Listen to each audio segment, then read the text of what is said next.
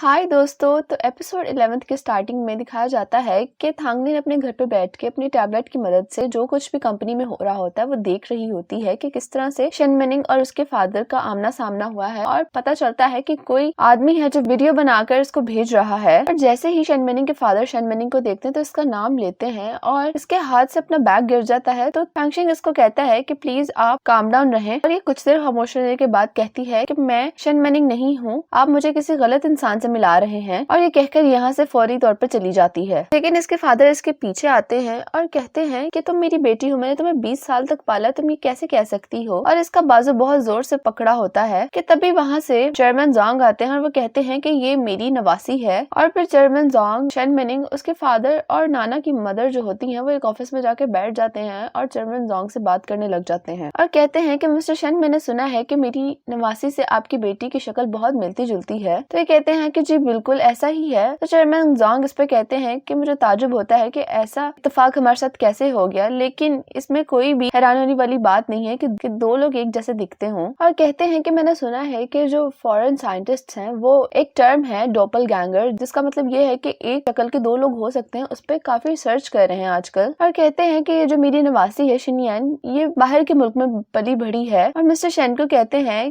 कि अगर आपकी बेटी भी बिल्कुल मेरी नवासी जैसे दिखती है तो आप हमें चाहिए कि इन दोनों की मुलाकात करवाएं और इनको दोस्त बन जाना चाहिए। और कहते हैं कि जब अगली दफा मिलें तो आप अपनी बेटी को हमारे घर लेके आइएगा ताकि शिनयान उसके साथ दोस्ती कर सके। और फिर इसके बाद नाना की मदर और शेनमेनिंग के फादर यहाँ से चले जाते हैं अपने घर। और फिर इसके बाद शेनमेनिंग अपने ऑफिस में ही होती है कि तभी उसको अपने डैड की कॉल आती है। तो ये कॉल को फौरन रिसीव करती है। तो जैसे ये कॉल रिसीव करती है तो इसके डैड इससे पूछते हैं कि शेनमेनिंग तुम कहाँ पे हो। तो जवाब में कहती है कि मैं इटली में हूँ। के डैड इससे पूछते हैं कि इटली में कहाँ। तो ये कहती है कि फ्लोरेंस में। और जब ये अपने डैड से बात कर रही होती है तो ये रोना शुरू कर देती है, लेकिन ये अपने डैड को शो नहीं करवाती। और इसके डैड कहते हैं कि अब जबकि तुम बाहर के मुल्क में पढ़ रही हो तो कोई अजीबोगरीब किस्म के दोस्त मत बनाना और कुछ भी ऐसा ना करना जिससे तुम्हें खतरा हो। और कहते हैं कि मैं उम्मीद करता हूँ कि तुम वहाँ पे हो और अगर तुम्हें पैसों की जरूरत हुई तो मुझे फौरन बता देना। लेकिन अपने डैड से बात करते करते ज्यादा ऊंची रोने लग जाती है और इसके डैड को इसकी रोने की आवाज आ जाती है। तो इसके डैड से कहते हैं कि तुम रो क्यों रही हो, तुम मत रो, अपने क्लासमेट्स को इस तरह से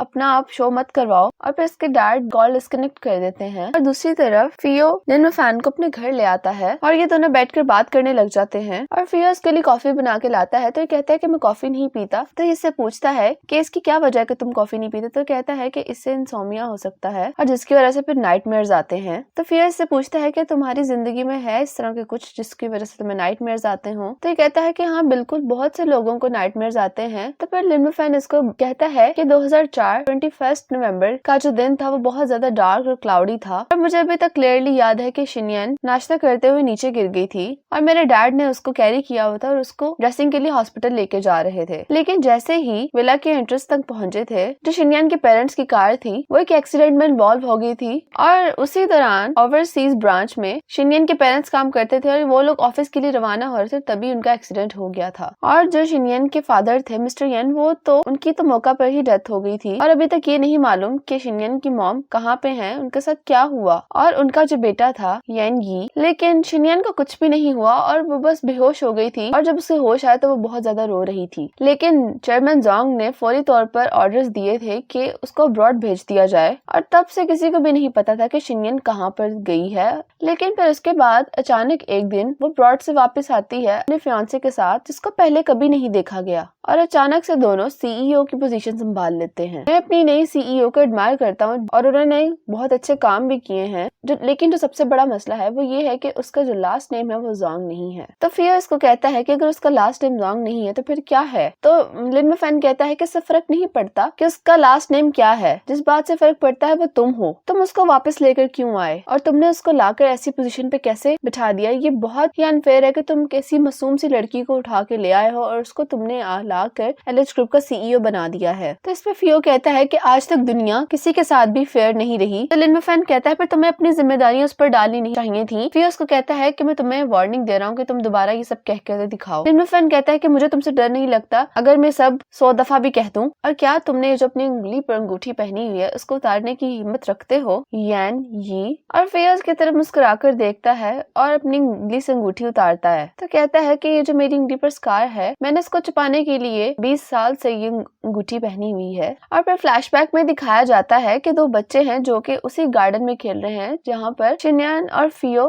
फूल उगा रहे थे पहले, और वो दोनों बच्चे खेल रहे होते हैं, लेकिन खेलते खेलते उनमें से एक बच्चे की उंगली पर कट लग जाता है। और जब ये सारा वाकया फियो लिन विफेन को बताता है तो वो वहाँ से भागने की कोशिश करता है, लेकिन फियो उसको पकड़ लेता है और ये बार बार कह रहा होता है कि मुझे जाने दो, तुम्हें मुझे यहाँ पे रोकने से कुछ नहीं मिलेगा। और कहता है कि अगर तुम जोंग फैमिली और एलिट स्टार को अपनी असली आइडेंटिटी का नाम भी बताओ तो वो जल्द या देर ढूंढ ही लेंगे तुम्हें। तो फियो इसे कहता है क्या अगर मैं तुम्हें मार ही दूं? तो लिन विफेन इसका असली नाम लेता है जो कि येन यी है और कहता है कि तुम मुझे नहीं मार सकते, और कहता है कि अगर वाकई में ही शिनयान को कुछ हुआ है तो तुम्हें जोंग फैमिली को ऑनेस्टली बताना होगा, ना कि इसके बजाय तुम एक आउटसाइडर को ले आए हो जो कि शन मिनिंग है और उसको तुमने इस सारी मुसीबतों में फंसा दिया है। तो फियो कहता है कि तुम्हें शन मिनिंग के बारे में कैसे मालूम है? तो ये कहता है कि जब मैं इटली गया था तो मैं वहाँ पर उसे आर्ट्स यूनिवर्सिटी में मिला था, और कहता है कि मुझे इस डोपलगैंगर पर बिलीव नहीं है, लेकिन शन मिनिंग वाकई में एक इनोसेंट लड़की है और उसको इतनी खतरनाक सिचुएशन में नहीं डालना चाहिए था तुम्हें। अगर तुम्हें कोई मदद चाहिए तो मुझे बताओ, मैं तुम्हारी मदद करूंगा शिनयान को ढूंढने में, लेकिन तुम उस लड़की के साथ ऐसा नहीं कर सकते। तो फियो बहुत ही ऊंची आवाज में कहता है कि शिनयान मर चुकी है, और कहता है कि तुम्हें क्या लगता है कि मैं शिनयान को वापस नहीं लाना चाहता था, और तुम्हें क्या ये लगता है कि मैं किसी आउटसाइडर या स्ट्रेंजर को जोंग फैमिली में इन्वॉल्व करना चाहता था, और तुम्हें क्या लगता है कि मैं ग्रैंडपा को ये नहीं बताना चाहता था कि मैं वापस आ गया हूँ, लेकिन मैं नहीं बता सकता। उसके बाद अगले सुबह थांगलिन शनमिनिंग के घर आती है और जब ये आती है तो सबसे पहले इसको गोंगी अंकल